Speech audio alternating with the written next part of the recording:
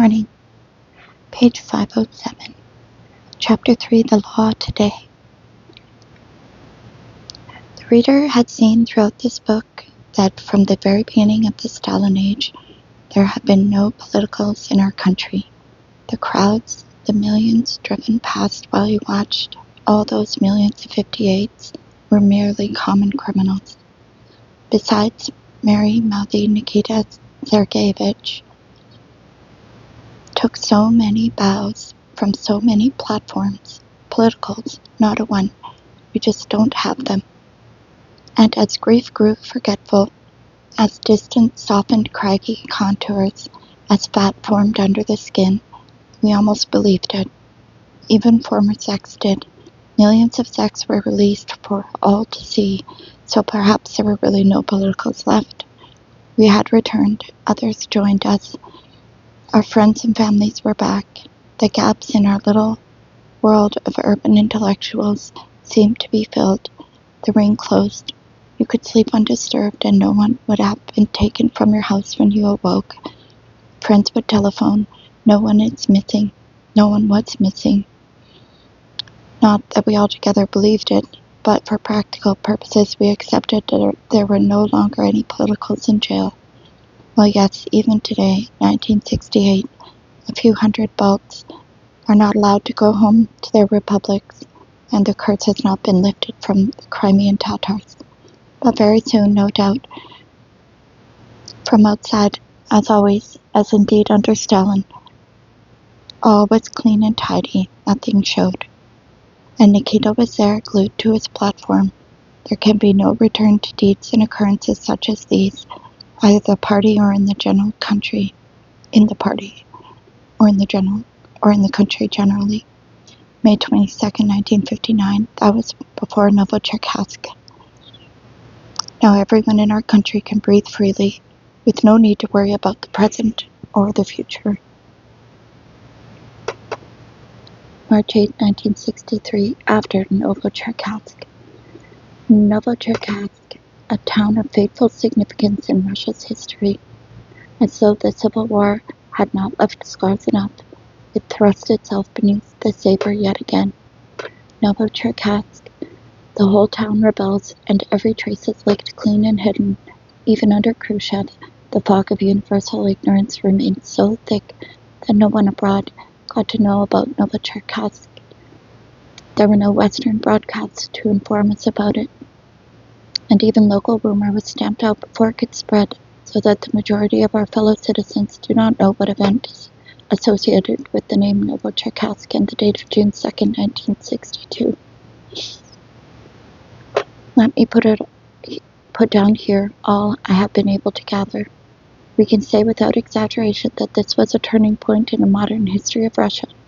If we leave out the Ivanova weavers at the beginning of the 30s, theirs was a large-scale strike, but it ended without violence. The flare-up in Novocherkassk was the first time the people had spoken out in 41 years, since Kronstadt and Tambov. Unorganized, leaderless, and unpremeditated, it was a cry from the soul of the people who could no longer live as they had lived. On Friday, June 1st, one of those carefully considered enactments of which Khrushchev was so fond, was published throughout the Union, raising the prices of meat and butter. On that very same day, as demanded by another quite separate economic plan, piece rates at the huge electric locomotive works in Novocherkassk and VII were lowered, in some cases by 30%. That morning, the workers in two shops, the forge and the foundry, usually obedient creatures of habit, geared to their jobs, could not force themselves to work. So hot had things become for them. Their loud, excited discussions developed into a spontaneous mass meeting, and everyday event in the West, an extraordinary one for us. Neither the engineers nor the chief engineer himself could persuade them. Kurochkin, the works manager, arrived. When the workers asked him, what are we going to live on now? The well-fed parasite answered, "You're used to guzzling meat pies. Put jam in them instead." He and his retinue thoroughly escaped being torn into pieces. Perhaps if he had answered differently, it would all have blown over. By noon, the strike had spread throughout the enormous locomotive works. Rumors were sent to other factories,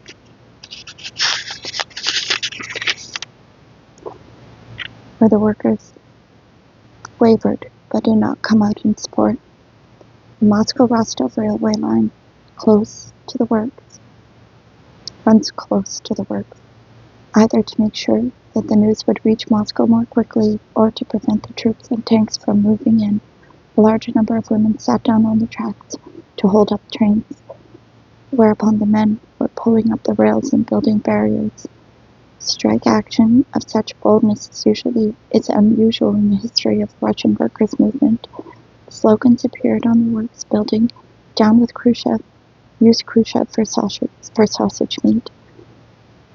While all this was happening, troops and police began converging on the works, which stands with its settlement 3 to 4 kilometers from Novocherkassk across the river Tuzlov.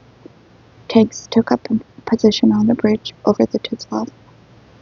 From evening until the following morning, movement inside the city or across the bridge was completely forbidden. Even during the night, the workers' settlement did not quiet down for a moment. Overnight, about 30 workers were arrested as ringleaders and carried off to a city police station. On the morning of June 2nd, some other enterprises in the town struck, but by no means all of them. Another spontaneous mass meeting at an VII Novocherkassk decided on a protest march into the town to demand the release of the arrested workers. The procession, only about 300 strong to begin with, you had to be brave, with women and children in its ranks, carrying portraits of Lenin and peace slogans, marched over the bridge, past the tanks without obstruction, then uphill into the town. Here the numbers were quickly swelled by curious onlookers, individual workers from other enterprises, and little boys. At several places in the city, people stopped lorries and used them as platforms for speech making. The whole town was seething.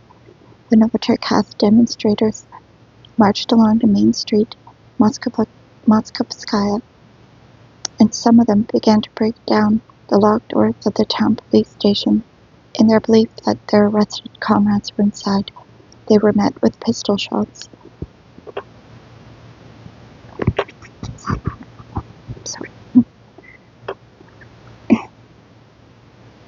Further on, the street led to the Lenin Monument, and by 2 narrow paths around a public garden to the headquarters of the town party committee, formerly the Ataman's Palace, in which General Kalidin had shot himself in 1918. All the streets were choked with people on here. On the square, the crowd was densest. Many little boys had climbed trees in the garden to get a better view. The party offices were found to be empty. The city authorities had fled to Rostov. Inside the building there was broken glass and the floors were strewn with documents, as they must have been after a retreat in the Civil War. A couple of dozen workers walked through the palace, came out on its long balcony, and harangued the crowd in halting speeches. It was about 11 a.m. There were no police to be seen in the town, but there were more and more troops. A revealing picture. At the first slight shock, the civil authorities hid behind the army. Soldiers had occupied the post office, the radio station, the bank. By this time, the whole of Novocherkassk was beleaguered, and every entry and exit barred. For this task they had brought in, among others, cadets from the former officers' training schools in Rostov, leaving some behind to patrol that city. Tanks crawled slowly along Moskovskaya Street, followed the route the demonstrators had taken toward party headquarters.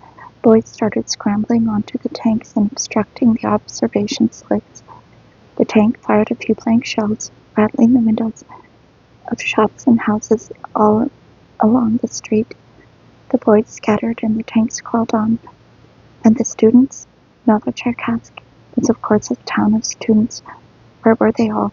The students of some institutes, including the Polytechnic, and of some technical secondary schools, had been locked in their dormitories or in other school buildings from early morning.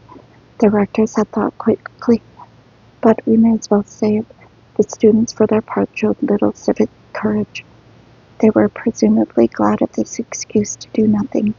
It would take more than the turn of a key to hold back rebel students in the West today, and took more in Russia in days gone by.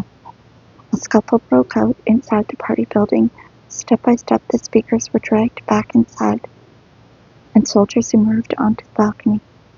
More and more of them. Remember how the military observed the Kankar mutiny from the balcony of the Stepland head office?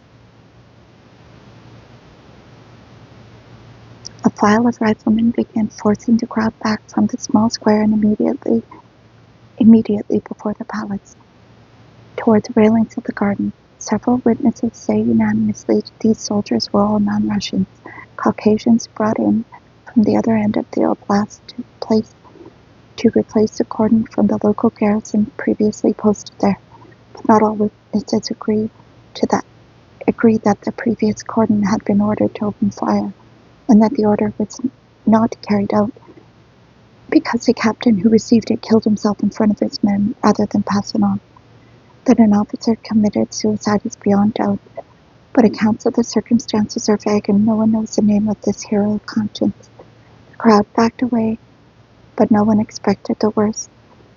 It is not known who gave the order, but these soldiers raised their rifles and fired a first volley over the heads of the crowd. Perhaps General Pliev had no immediate intention of firing on the crowd. Perhaps the situation had got out of hand. The burst fired over the heads of the crowd, found in the trees in a little garden, and the boys who had climbed up into them, some of whom fell into the crowd. The crowd, it seems, gave a roar, whereupon the soldiers, whether out of command or because they saw red or in panic, started firing freely into the crowd, and yes, with dum-dum bullets. Remember Kankar the 16 at the guardhouse? The crowd fled in panic, jamming the narrow paths around the garden, but the troops went on firing at their backs as they retreated. They continued firing until the large square beyond the garden and the Lenin statue was completely empty, all along the former Plotovsky Prospect and as far as the Moskovskaya Street. An eyewitness says that the area looked like one great mound of corpses, but many of those lying there were of course only wounded. Information from a variety of sources is more or less unanimous that some 70 or 80 people were killed. The soldiers looked around for lorries and buses, commandeered them, loaded them with the dead and the wounded, and dispatched them to the high-walled military hospital. For a day or two afterward, these buses went around with blood-stained seats. That day, just as in Kankar, movie cameras took pictures of the rebels on the streets. The firing ceased, the terror passed, the crowd poured back onto the square, and was fired upon again. All this happened between noon and 1 p.m. This is what an observant witness saw at 2 p.m.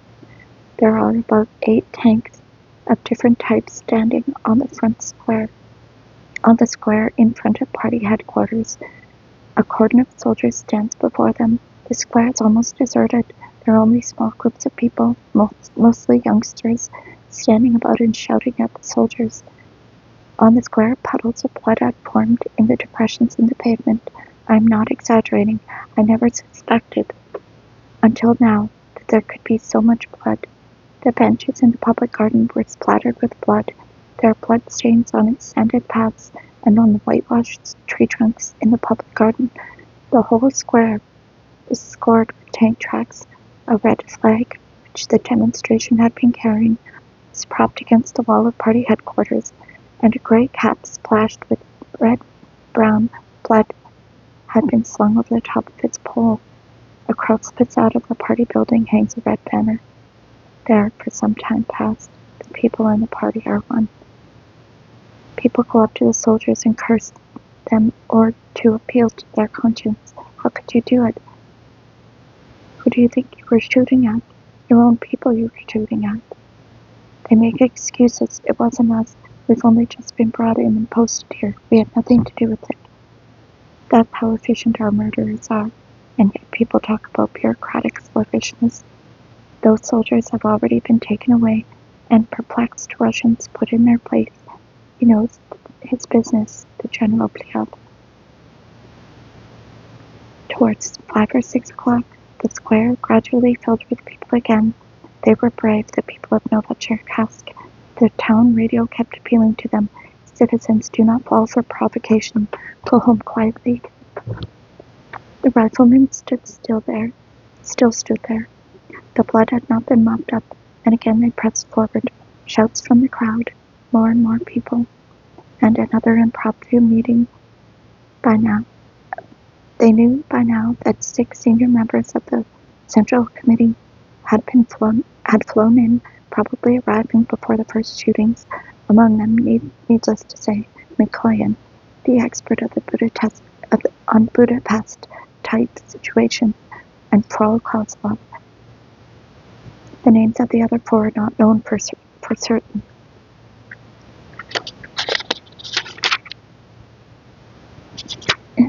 They stayed in the KUKKS building, formerly the headquarters of the Cadet Corps, as though it were a fortress, and a delegation of younger workers from any VII was sent to tell them what happened. A buzz went through the crowd. Let Mikoyan come down here.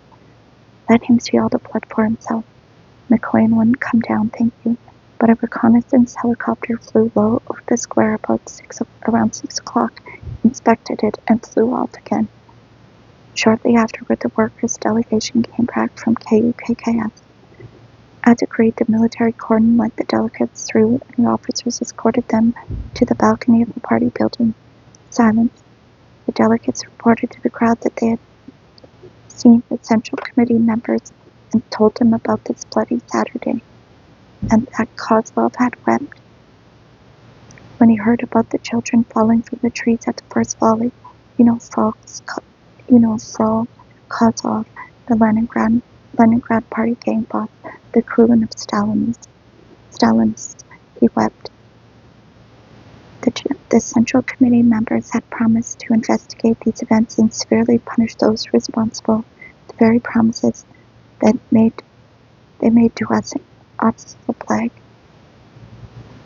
But for the present, everyone must go home to prevent the outbreak of fresh disorders in the town.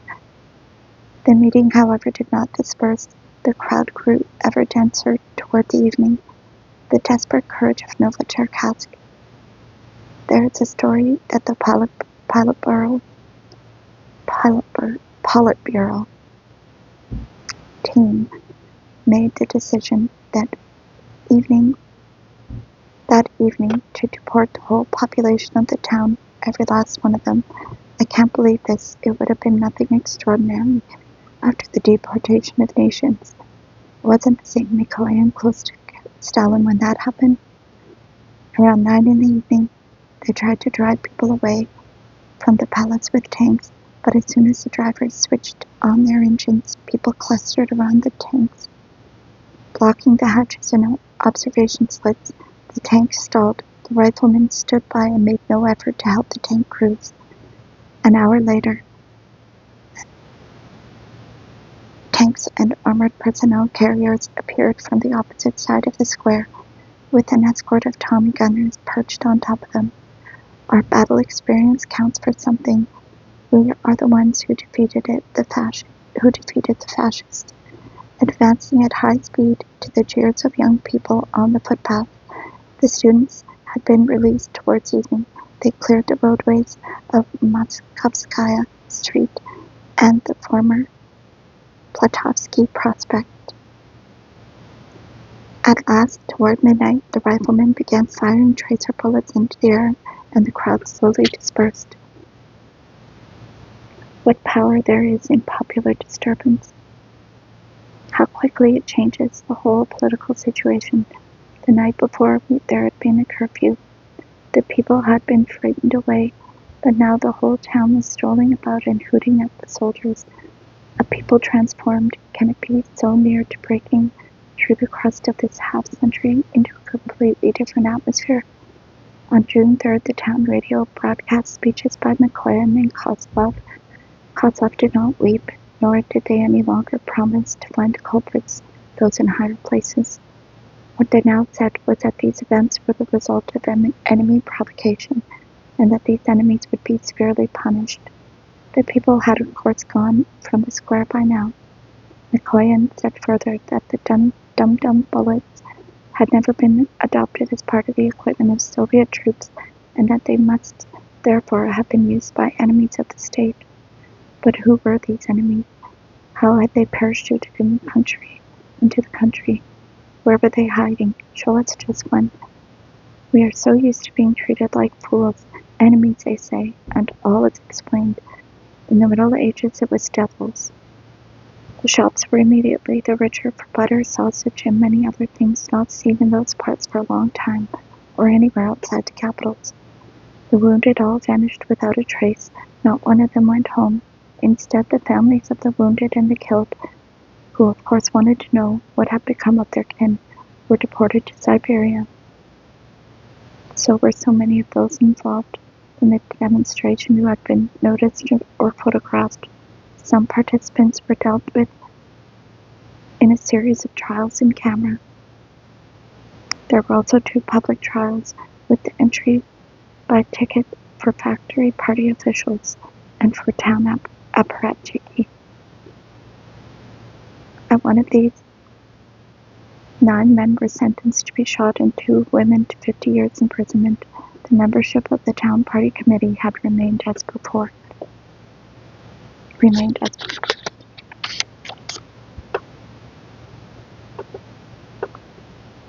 On the Saturday following Bloody Saturday, the town radio announced that the workers of the electric locomotive works have solemnly undertaken to fulfill their 7-year plan ahead of time. If the Tsar had not been such a ninny, he would have realized that all he needed to do on January 9th in Petersburg was hunt down the workers carrying banners and pin charges of banditry on them. After that, there would have been no revolutionary movement worth mentioning. At Alexandrova in 1961, a year before Novocherkassk, the police beat a man to death while he was under arrest and would not allow his body to be carried past their precinct to the cemetery. The crowd was furious and burned down the police station. Arrests followed immediately. There was a similar incident at the same time in Rome. What would the appropriate charge be? Under Stalin, even a tailor who stuck a needle in a newspaper could get Article 58. Now, a more sensible view was taken. Wrecking a police station should not be regarded as a political act. It was ordinary banditry. Instructions were handed down to this effect. Mass disorders should not be treated as political offenses. If they are not political, what is? So, all at once, there were no more politicals. But one stream has never dried up in the USSR and still flows, a stream of criminals untouched by the beneficent wave, summoned to life, etc. A stream which flowed uninterruptedly through all those decades, whether Leninist norms were infringed or strictly observed, and flowed in Khrushchev's day more furiously than ever.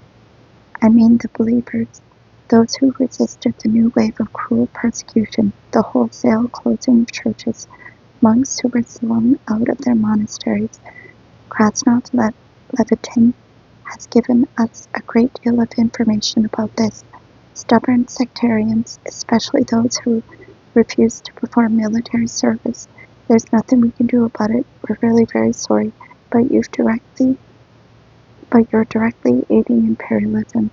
We let you off lightly nowadays. It's 5 years. First time around. are in no sense politicals. These are in no sense politicals. They are religionists, but still they have to be re-educated. Believers must be dismissed from their jobs merely for their faith. Comsomals must be sent along to break the windows of believers. Believers must be officially compelled to attend anti-religious lectures. Church doors must be cut down with blowtorches, domes, and pulled down with hawsers attached to tractors. Gathering of old women, broken up with fire hoses. Is this what you mean by dialogue, French comrades? As the monks of the Ch03 monastery were told in the Soviet Workers' Deputy, if we always observe Soviet laws, we shall have to wait a long time for communism. Only in extreme cases, when educational methods do not help, is recourse to the law necessary. Oh. Thank you so much for listening. Have a good day.